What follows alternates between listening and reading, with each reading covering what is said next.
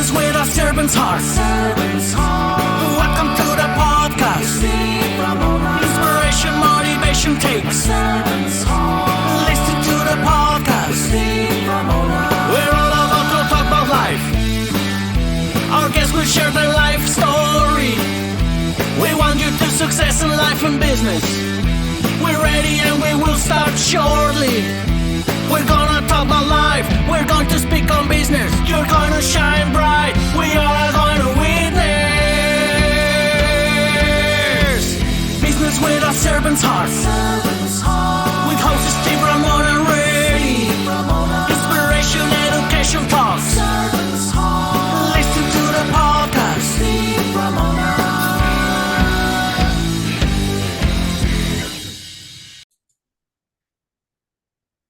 Welcome, everyone, to Doing Business with a Servant's Heart podcast. I'm your host, Steve Ramona. I am so fired up to have you join us today. We've dedicated this podcast to exploring the idea of taking work in your life and having a purpose. Purpose is a servant's heart, giving and receiving, giving and receiving. It'll impact you and impact others and make a difference in their lives and in your lives. I get to do it every day. I'm so excited every time I wake up because it gives me the opportunity to do that. We're bringing guests on also to motivate you, inspire you, and educate you in their field of industry, in their servant's heart, in their stories, their obstacles. But take notes. Pull a pad and paper out, take some notes because you're going to learn something. You can be motivated or inspired to share with others. And here's your call to action today, audience. You think about how you're going to serve yourself and serve others today, and what impact you create today. The key word is today. A lot of people wait on a lot of things in life, especially in business. I'll do that tomorrow, and then 6 months go by and it's not done. You start serving today, you will grow. How much, I don't know. The more you serve, the more you grow. I can leave that with you. I want to thank my incredible sponsor, Pantheon Alliance. Join a community of high-income entrepreneurs and business leaders who are building a thought leader platform to help grow your business, but also make an impact in the world. So for more information on that, just reach out to me and I'll get you all that information to be part of that community. That being said, impact and change. Websites, they're everywhere. Domains are everywhere. We kind of just, hey, there's a website we look at, we grab the information and run. My guest today is going to show you how to, he uses domains, he uses websites to really grow your business, which is the whole idea of a website, is to bring leads in to people you can talk to. With that being said, Adam Dicker, welcome to the show. Thank you. It's a pleasure to be here. Why domains? I started out with an ISP service when internet started to get, I actually had a computer store, then I went into an ISP service, and then from there I learned about domain names, and then I just got attracted to the industry before I even got involved with GoDaddy. I had an interest in them and I started to collect them like sports cards. I saw value in them. I saw the future in them. And I'm happy to say I was right about that. Very happy. I know. We'll get into that in a little bit. Websites, people all need people. Across the board. If you have a business, you're an entrepreneur, you need people to have a business. Just 100% guaranteed. How do you bring leads in with a website where everybody's got millions of websites out there? Yeah, so websites, it's a lot more than just putting up a website. People just launch a website, but it's like launching a business on the street. If you open a store, you don't tell anybody about it, you're just hoping people walk by. Nobody's going to find you. You may get the odd one or two walk-bys, but you really have to tell people you're out there.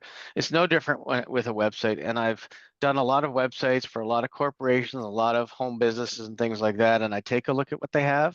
I do a lot of keyword research to figure out how I could rank them, for what keywords I could rank them for.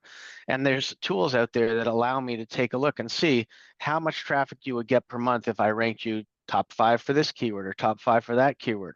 So I look to find keywords that you're going to rank for, and then I write content based on what people are looking for.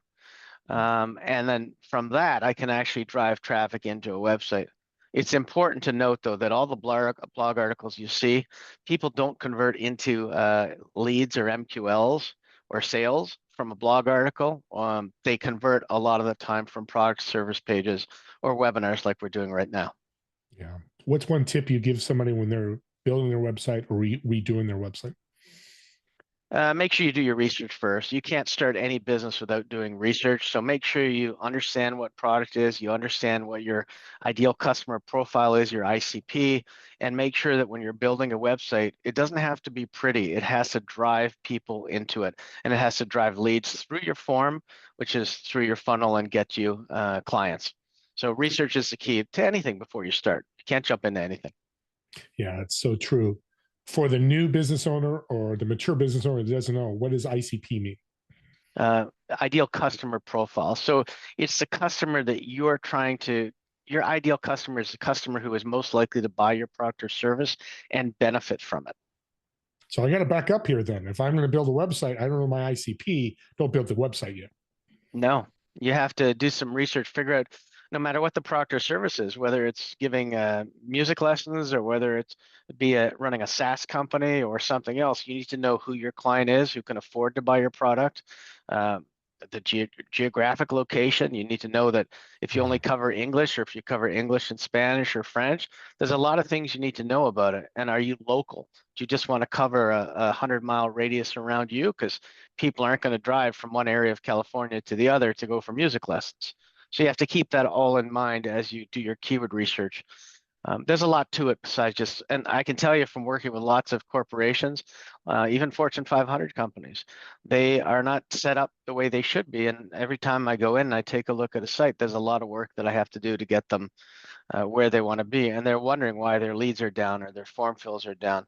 Even setting up a form page, a landing page, that's very tricky. And it's not just putting up a form and hoping people come to it. There's a lot more things you have to add to that landing page to give you credibility and to get people to come in and actually fill out the form. Part of your service is helping people find their ICP. Yeah. I have to sit down and talk to people and say, what industry are you in? What products are you in? What service are you in? Just like you would if you're filling out a web designer brief. I don't go into like what colors or what's this, but if you have a logo and if you have current customers now, we analyze the data.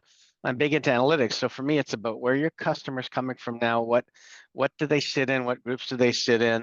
What geographic locations? Like if you have a lot of customers from Texas and none from California and vice versa, that helped me dictate and figure out not only why they like you, but what pages did they come to on your website. That first touch and last touch on a website are very important. So what did they come to? What attracted them to you? Was it a Google ad or just a keyword? And then what converted them to fill out the form? What did they last do to fill out the form? So all those things are important. Powerful, because data is the new gold. Talk to billionaires all the time, and that's what they say. Data. They rather have more data than give them a bar of gold. Because without data, you're not making educated decisions. So every decision has to be made based on data. You have a ton of companies you helped. You ever get the story or two you could tell how you took their website, either rebuilt it or built it, and it blew up their business? Yeah, there's lots of different companies that I've helped, and I've had a lot of interesting times even selling domain names. So I mean, we can even start there where one day I bought a domain name, forums.com. I bought it for $50,000, which people thought was ridiculous. And then I was arguing with the guy over price. He was trying to buy it off me about a month and a half later. He was at 350 and I wanted 400K for it. So I got so frustrated, I put my hands down and I said to my wife, let's just go out for dinner. It's Valentine's Day. And I never responded. And then while we were at dinner, he went ahead and said, okay, I agree, even though I would have been happy to accept 350. He took it for 400. And I said to my wife, well, we can have dessert tonight. And we laughed. I laugh because we've talked before, and this is not unusual to me. It's you have ongoing. Talk about the Asian company you work with and what happened there. Yeah, so I had SM.com, and the largest grocery store and company that owns all the banks and grocery stores in the Philippines was called SM Shumart, and they wanted SM.com, so they had to come to me and negotiate through their lawyers, and we negotiated a price that we were both happy with, and we sold that. I've also been sued for a couple of names, and both times the companies that sued me lost. One was Elephant.com. That's the largest insurance company in the UK. They sued me for it, and they lost, and then they had to buy it from me at whatever price that I wanted. So if you go there, it's still elephant.com. So, and it's insurance. So yeah, it's still the same thing. Yeah. What was the defining moment you go, wow, buying these domains and investing in them could be a game changer for your life? So I think the first one was before trademarks were a thing and before companies were buying their domains and before I even knew what I was doing. I owned something called a Cineplex.ca, and Cineplex is our movie theaters up here in Canada, and they offered me $20,000 for the name and free movie tickets for me and my wife. So that was a good one. And I got that for a long time. I've had free movie tickets. And that was when I kind of realized that, these things were going to do well. And I knew how to grab them and I knew how to sell them. One of the things I tell people, and I can teach somebody how to pick up a domain today for $10 or $20 and sell it by the weekend for $5,000. I can teach people anything about domains, websites, and stuff like that. What I can't teach people is common sense. And the one thing people have to know when they buy a domain name is, would a company want this domain name to represent their business? And I'm not saying no trademarks, not going after actual company names, but going after things like salads.ca or salads.com or limo.ca or limo.com or things like that. I mean, there's reasons that people want stuff. Like even there was bluewhale.com. I was dealing with a company called Blue Whale the other day. And what I didn't notice, and I went to LinkedIn, there's 220 companies with Blue Whale in their name, and they've got like Blue Whale in a third word. So even the name Blue Whale would be valuable, one of those 222 companies. There's a lot of things. It's taken me 25 years to amass the knowledge that I have on domain names and websites. And for me, people always tell me in a joke they would never have time to learn as much as I forget. Yeah, So 25 years, absolutely. That's a yeah. long time. So what I'm hearing is people can hire you because I know people listening are always looking for a side gig. And this might become a Yep. full-time gig. They can hire you and you'll walk them through the process of searching domains and how they Yeah. connect with businesses. Yeah. That's pretty cool. I like Yeah. that. There's a lot of cool things where you can even figure out if somebody goes to a website and it's not available, people think they can't have it. A lot of corporations just figure, well, it's not available, that's it. But then there's a lot of people like me who can go in on behalf of that company and negotiate with whoever owns it to get them that domain as well. So I do a lot of that, but my favorite thing is really to take a company that needs help, take a look at what they're doing wrong with HubSpot or SFTC Salesforce and figure out how I can improve their lead flow and double and triple their lead flow so they can make more money. So I'm good for websites, SEO, domains, and I love the AI tools that are out there to help me do all that stuff. Yeah, I just found an AI tool that does headshots. My business partner just did one. It's amazing how it came out. It's like or Yeah. hate AI, people out there. AI's here, and it can be very beneficial in a lot of things. Like Yep. anything, it can be good or bad. When it comes to leads, what do you think the biggest misconception is hard to say that word for businesses, small, medium size, not the large businesses? Um, well, first of all, you have to know again, the biggest thing is to know who your ICP is and then target your ICP. Find your target list of accounts. It could be the top 100 or 200 companies that you'd like to have as a dream scenario, and then spend a good portion of your budget trying to get those big companies. Because if you get your dream companies, a good portion of them, or even one here, one there, you're going to grow your business a lot. But I mean, small businesses just have to realize that there's a lot of people out there, and I've talked to a lot of people who've been promised number one, number two on Google and stuff, and they spend thousands and thousands of dollars and they get nothing out of it. The only person who made money is the person doing their SEO. So that's a big problem.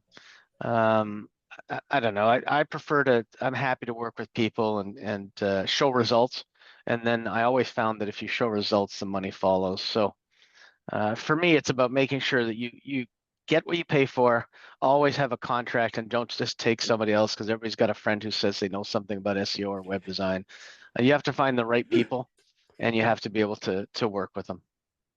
Yeah, it's like realtors. There are 10,000 out there that say they can do it. And I love the results. That's what a servant heart does. It's got to be results driven. If you're getting no Yeah, ROI, why even do it? Why even pay what you're paying? yeah. You have a lot of stories. Tell us a story about leads and you help the company get leads and how they grew their business.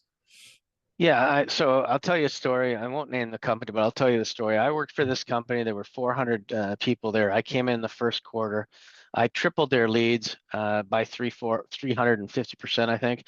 And then I got so many leads that they told me to stop bringing in the leads because now they only want to deal with companies that had over 50 or over 100 employees. So I was like, well, what do I do with the rest of them? Let's at least set up an arrangement where you can get some money and do something with them and things like that. And at least we get some of them. But they said, no, just let them hit the wall. And I received a $25,000 US bonus for being the top employee in my first quarter with the company out of 300 people. So I made an impact. And for me, it wasn't about the money. It was about going in and knowing that I made a real impact and I was able to really help a company grow. For me, that's a satisfaction point. It's really about knowing that I go into any business, big or small. It could be even anything like a cleaning service. It could be any business out there. And I know I can make them more money and it makes a difference to them. I feel really good about it. What inspires you to make that impact? Honestly, I'm at an age where I can luckily do things that I want to do and I can take jobs that I want to do. So really, the only thing that inspires me is to be able to be a better person and help people and help grow their businesses. That's the only way I can really measure what I'm doing now is to do it through analytics. So I just get inspired. It's the same thing as we have a thing here in Toronto where a lot of times people will pay for your coffee and they call it paying it forward. I just had somebody do that for me the other day, and if you can pay it forward, and I've picked up 25 years of knowledge, probably 28 from domains and websites, and I've been very happy and successful at it. If I can pass some of that knowledge on to some people, it would make me feel really good about the rest of what I'm going to do in this life. Canadian people are so good. I'm not surprised. Talk about this paying for the coffee. How does that work? So I was in a drive-through lineup yesterday, and I thought Mhm. there were two ways to get to the drive-through from the street and from the plaza, and I thought he was there ahead of me. So I said, okay, go ahead. And I said, move ahead of me. So he did. And then when he got there, what we do is we tell the person at the window, what did the guy buy? So you don't make sure he's not buying it for a whole construction company. There's thousands of them. He bought a coffee or a sandwich. And like, okay, I'll pay for his stuff. And it happens in Canada, probably with about 1 out of every 10 people will pay it forward here. And it's an amazing thing. And nobody cares, but I always tell this to people, and I got the chills now because it's the truth. I can give family $1 million. They could care less. But I buy a coffee for a stranger, and you know what? It's like I've done something incredible. And it's like that kind of feeling, and who wouldn't want that kind of feeling of putting a smile on somebody's face for whatever, $2 or whatever it costs these days for a coffee. I Sounds just think, like my, yeah. uh, Sounds like my monologue. So I appreciate you saying that because it really is. You get to do it every day, helping people. That so 1 out of 10. That's amazing. America's probably 1 out of 1 million. Just kidding, America, where I'm sitting. But it's crazy. It doesn't happen enough because I know people are surprised when I do it, or I tell the waitress, "Hey," to their manager, "Hey, this is the greatest waitress I've ever. She did this, and this," and they don't hear it because I asked them.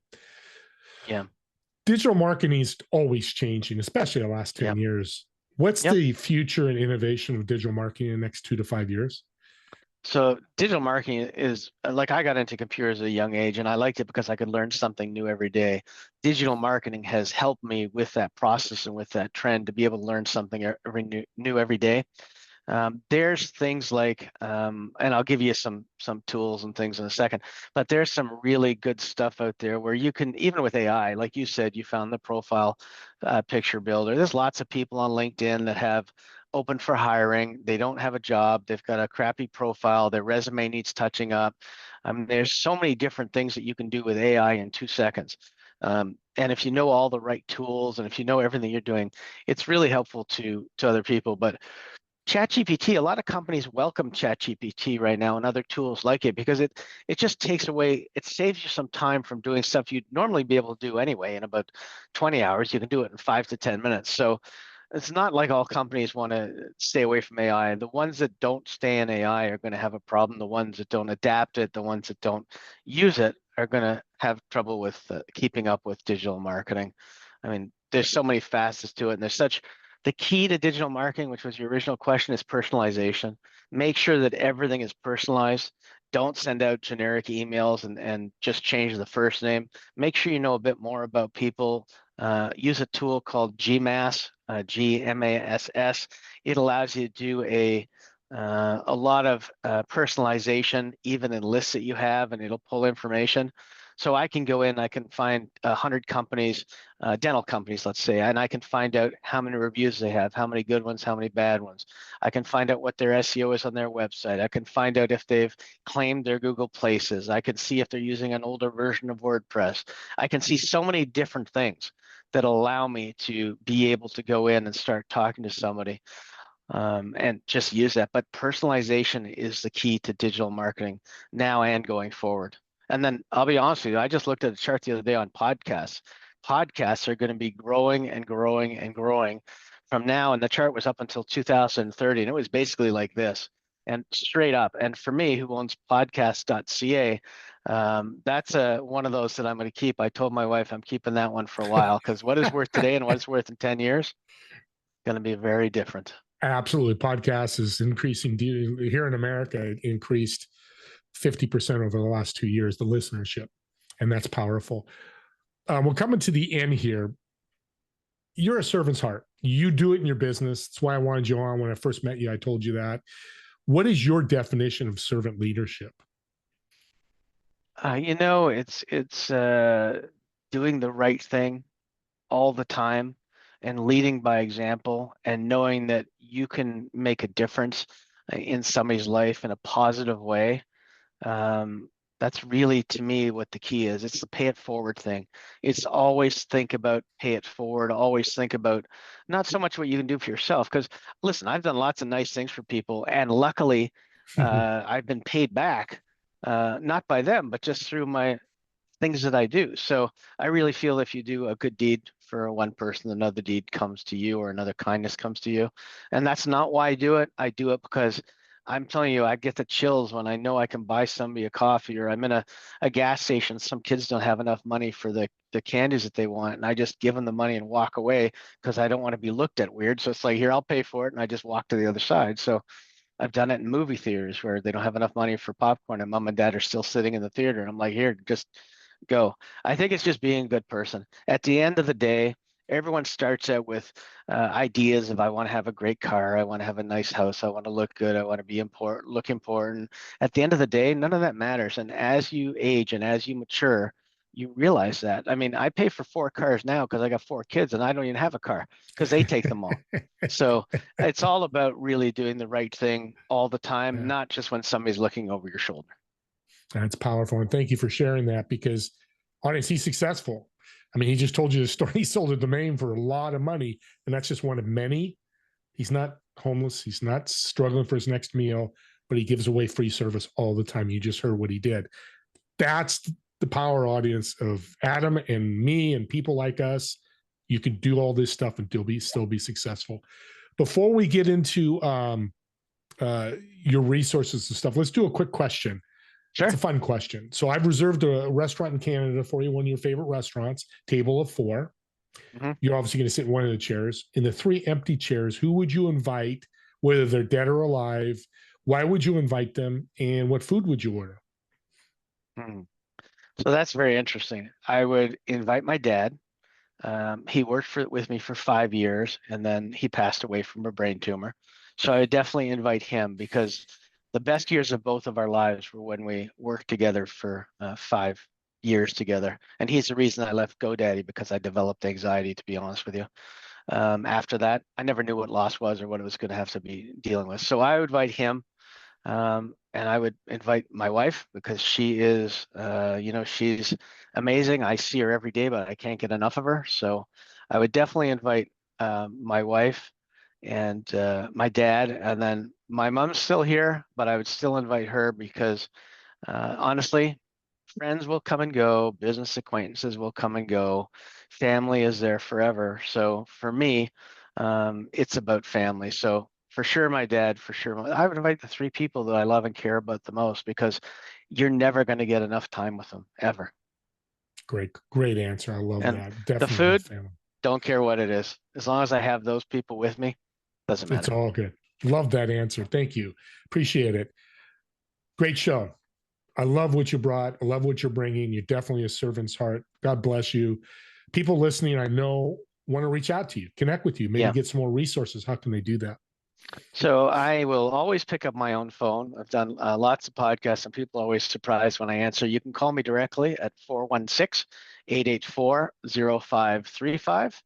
Again, 416-884-0535. Or you can email me at adam.dicker@gmail.com. Or you can message me on LinkedIn. Feel free to add me, and I'd be thrilled to talk to you. Awesome. So fantastic. Thank you again, Adam.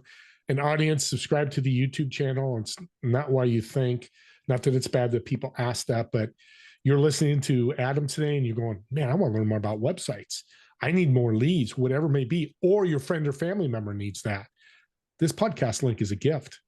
Because imagine if they listened to it and they learned something or reached out to Adam and maybe hired Adam and changed their business. They went from going bankrupt to growing and making money. Everybody wins, and there's just beautiful gifts to give. That's what I think podcasts are a gift. And that's why Adam said they're growing so fast. I think we need to treat them like gifts because they'll keep growing, keep giving on giving, the Energizer battery. I think that's what it is, the rabbit. That's what podcasts are, just keep giving you energy. With that being said, I want to thank me and Adam want to thank all of you for watching or listening to this podcast. And we'll see you all on the next episode of Doing Business with the Servant's Heart. Have a great day, everyone.